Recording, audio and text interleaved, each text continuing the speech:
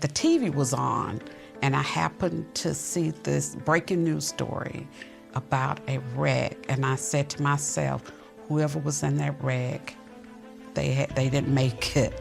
Gary and Yvonne McKay heard on the news that one person had died and another was critically injured in an accident near their home. What they didn't know was that one of them was their 22-year-old son, Michael. Michael was a kid that had a lot of goals, a lot of drive.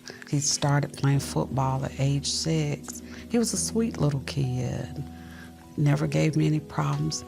He loved God, and he was a Christian. Michael McKay was a model student and athlete, a star quarterback at Campbell High School in Georgia and later at Gardner-Webb University. Michael had a tryout scheduled with a professional football team in the fall of 2000. That summer, he took a job delivering auto parts. He had an opportunity to go play arena ball, and he was 1 week away. Michael was on top of the world, but everything changed the morning of September 9th, 2000. Michael was sitting at a red light when a BMW traveling at nearly 100 miles an hour hydroplaned and hit him head-on. Michael's delivery truck flipped over 5 times and landed on top of another car. He was then rushed to Cobb General Hospital in Atlanta. Michael had bilateral orbital fractures around his eyes, nasal fracture, jaw fracture.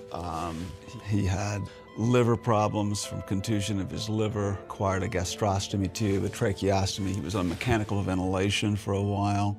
The hospital staff called Yvonne to let her know, but failed to convey exactly how dire the situation was. When I got there, one of the ladies that worked with Michael told me, you can't pick him up because they're working on him. And I said, what do you mean they are working on him? And she said, you don't know? And I said, no, I do not know. And one of the other nurses said, well, that he may not make it. Several hours later, she was finally allowed to see her son. That was the longest hallway that I ever could have walked. And he was just laying there, the facial swelling. And I'm thinking, what's gonna happen to my baby? Michael had bleeding and hemorrhage down into his basal ganglia, which is well down into the center of the brain. Many people who have this severe an injury do not recover. I was asking God to put him back because it was just like Humpty Dumpty. And that's what I was asking, to help put him back to where he was, or close to where he was. Yvonne called her pastor and family and friends, who set up a prayer chain that spread across several states. The classmates from Pee Wee Ball, high school, college people, the neighbors, my friends, and he had 300 of his friends and students and classmates to show up. They even thought that he was a celebrity at one point. So all of my friends, we had this network of prayer, people just praying constantly to keep him here. While his mother continued to pray at the foot of her son's bed, Michael slipped into a coma. They tried to convince me to let him go, and I kept telling them no, he wasn't going. They didn't know who I know. I had the faith he wasn't going. At one point, the doctor came in and looked at him and said, well, Michael's in there somewhere. The family and friends continued their prayer vigil around the clock. Then one day, Michael's eyes fluttered open. To me, that was one of the signs that he was going to make it. As I was coming out of the coma, it was really a big state of confusion, because I asked my family, I was like, how did I get here in this hospital? What am I doing here? Because I didn't realize I had been in an accident. Although it was a positive sign, Michael still had a long way to go. I went through 5.5 years of rehab and 3 years of physical therapy. It was just like having a child again. They had to hoist him out the bed because his whole left side was paralyzed. I would put a pen or pencil in his hand to help him to rewrite alphabets and numbers.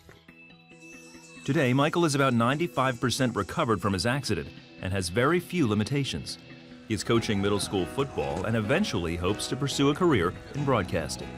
To purify gold and silver, you have to put it under a flame and burn the impurities out.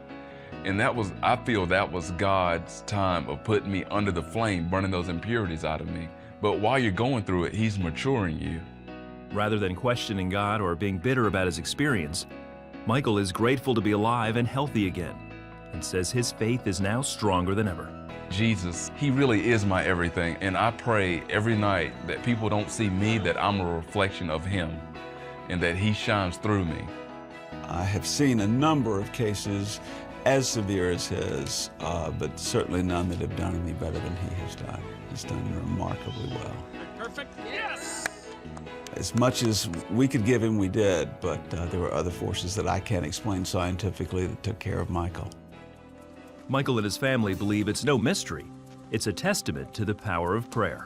You can never get prayed for enough, because another cool aspect I love about Jesus, He says you can come to Him at any time, any day, at all times. He listens to prayers and answers them according to His will. So that's a beautiful thing, to know that I'm in His will for me to be able to recover as I did. I don't care what any naysayers might think, prayer works.